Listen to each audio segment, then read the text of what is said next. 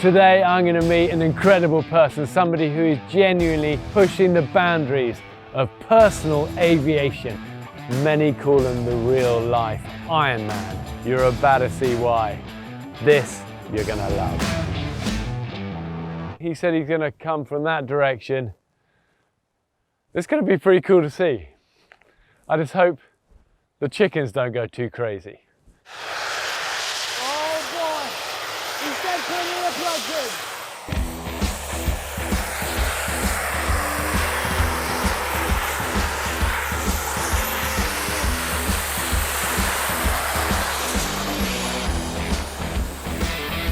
Oh my goodness.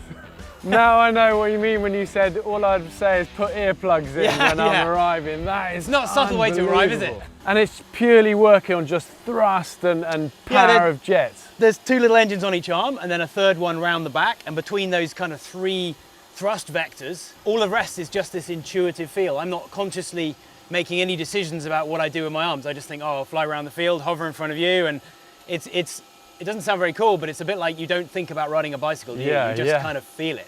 And the first time you flew it, were you terrified? Well, it started out with one engine on one arm, which was quite scary because I'd bench tested them and I worked out the kind of physics and what should be fine. Yeah. But you never really know until you gingerly start putting one on one arm, moving your arm around. It's actually bizarre. For all the noise and fury, the sensation when you feel the thrust, it's spongy.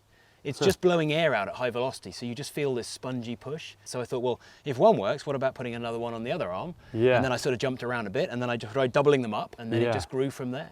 The military must be like, hold on, this is unbelievable. Are they not seeing applications? Yeah, so I don't know if I mentioned, I did 6 years in the Royal Marines Reserve, so we've got a weird connection through that. I've done a lot with the Marines now. We've done, I think, a dozen different exercises of usually maritime assault, moving between vessels and things like that. And do you think it's a feasible, viable thing for soldiers like the commandos, for example, to use it? Well, let me paint a picture for you. If you're going to try and get a bunch of guys on the deck of an enemy ship, you've got two options, a fast rib and a pole and a hook and a rope ladder, or you've got a helicopter and dangle a rope, or you've got individually mobile soldiers who can come low over the water and with their own decision making land wherever they like. And you notice how I stowed these and they were still running, you know, I shut them down pretty quick, but you can leave them running and then you could use your hands for whatever you need to. And if you decide you need to go away again, you just drop your weapon on your front. We've done this. Oh, wow. And then you just stow, you literally, and then just squeeze the trigger and then go. And so you can go away again. You're not waiting for a helicopter. I would also argue that becomes a weapon as well. I mean, imagine you landed close quarters with somebody and a blast of that at. We have blown oil drums across the floor, but yeah, I suppose you could if it came to that. Yeah, wow. Could I ever just have a go holding it and just feel Yeah, well, what we'll it's show like? you in our truck. You can show you some of the gear and we'll get you strapped into one. Awesome. I tell you, I don't know if you saw the footage. We had this ridiculous opportunity where the QE, the Queen Elizabeth aircraft, did you see the shot of going around? I mean, who gets to do that, right? The Washington Embassy said, can you come and sort of jazz up the event as if the F-35s weren't enough? And I went out and visited all the DOD and Pentagon officials. And did you have to who did you get permission from? Was it them, the Americans? No, the Washington Embassy and the Royal Navy asked me to do it. Rich, classic, former Royal Marine Commando. And as you all know, the commando ethos, always pushing the boundaries, innovating, thinking man soldier was a Royal Marine. Yes, and you embody it, amazing. Come on then, let's try this on. So if you sit down on the edge of the table thing, and then we clip you in. It's as pleasant as most harnesses if you get your equipment in the wrong place, if you know where I'm going. If we go back to where I took off, it'll be nice and clean. Yeah, okay. We've got to get one. Let's go. Epic. Hey boys, we're the school commute. It's just had a serious upgrade. I'm picking you up at the school gates. So if we stand where I took off, it'll already be nicely dust free. So slide your arms in and then lift them up. Okay, and you should start to feel it come alive. If you lean forward just very slightly. So if you just wait there for a minute. This is the process that will take 10 seconds with the latest one.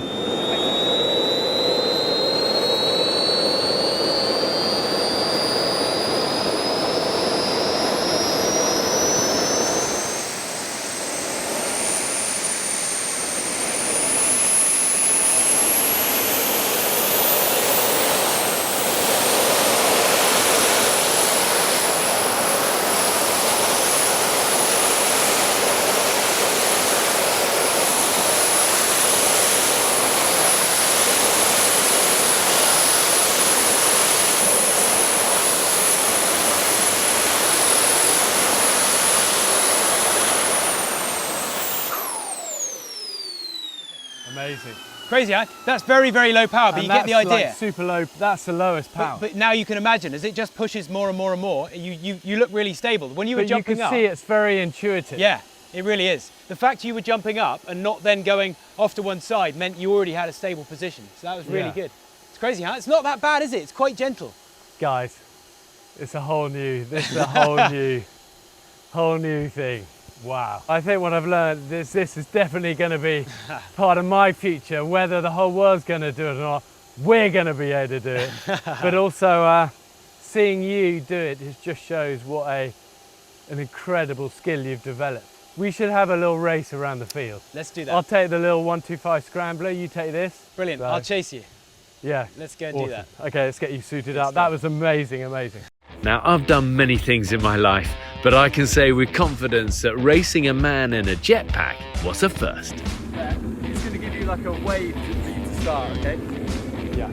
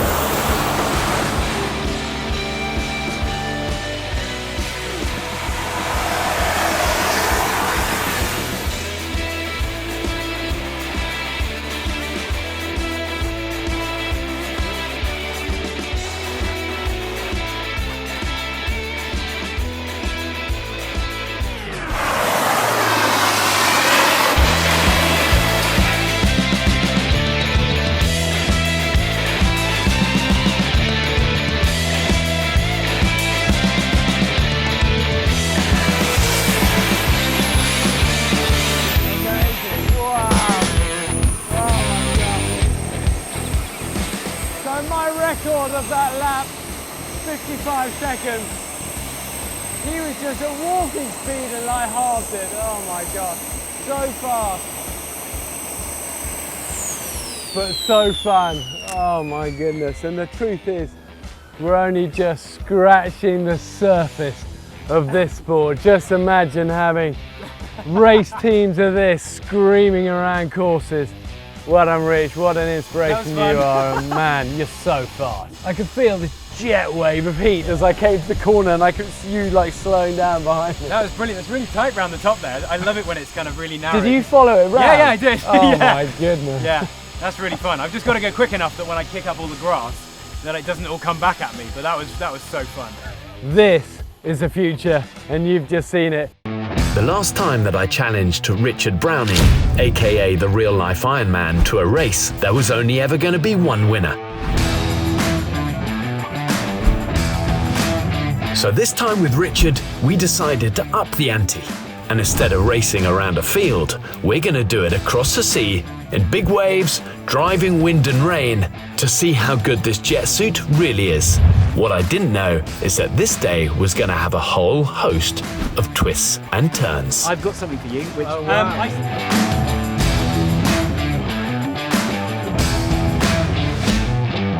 Rich has always said, I'd love to come to your island up in North Wales and see if I could fly from the mainland over here. I said, perfect. It's always good weather with us, you know, all you got to do is come anytime, and it's like the Caribbean, you'll be in lovely sunshine and we can fly over here, and then I'll tell you what, I'll give you a race around the island on a jet ski. He went, done.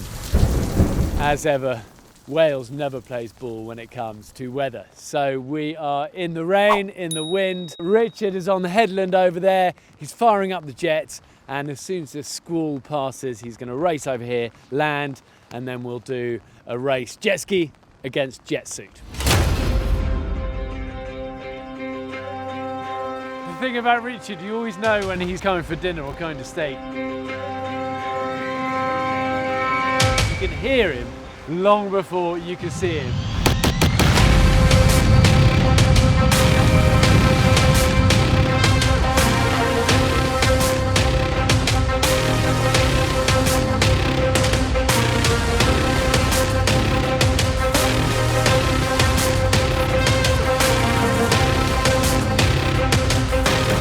Here he is, you see?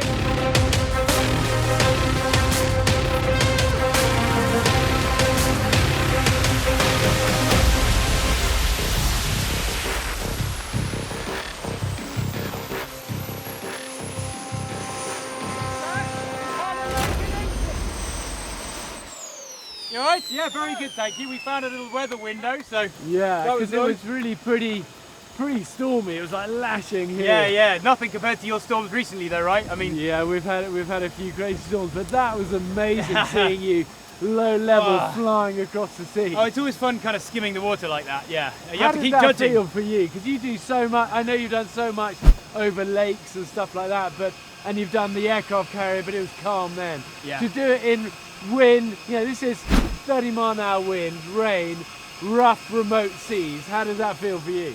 Yeah, every time we fly anywhere in the world, it's 31 countries, then yeah, you just have to pay attention to the conditions. But you know what, once you feel the power come in, you're actually super stable. I can land on moving objects really easily using that power, but you just got to be mindful of any technical issues. That's also why we go low, so that was fun.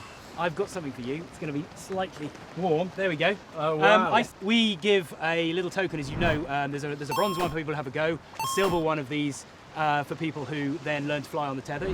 You've done that, but actually you've managed to fly off the tether, and so this is what we're awarding you, the gold gravity coin, joining the elite gravity Jetsuit pilots, and it'd be great to have you racing in, with us when we built that out as well, and you more than deserve that. So. You are so kind. Well, I've never had gold of anything. We've done one race already, which was kind of looked like I was a sort of grandpa on a little sort of kid's motorbike being absolutely outclassed by Iron Man. But this one I thought we could do it jet ski against Jetsuit. Maybe to that island and back. Yeah. And let's do that. And let's see what happens. One thing I've learned, definitely wear earplugs, especially if he's going to be hovering, toying with me on this race, just above me. The great thing about having a jetpack is that Richard's not constrained by things like sea state and wave height. He's just flying through the air. I definitely feel I haven't got the advantage on this race, but we'll see. There's a little mark just short of that island. That's what we're aiming for. Turn around and back. The finish line between these gates. Okay, we're ready.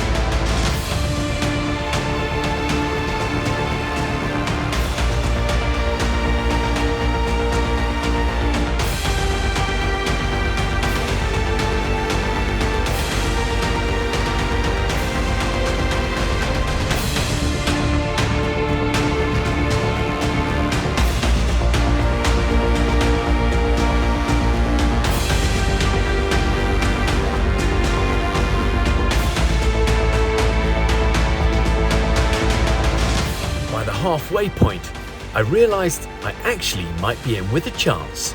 The final homeward leg was close.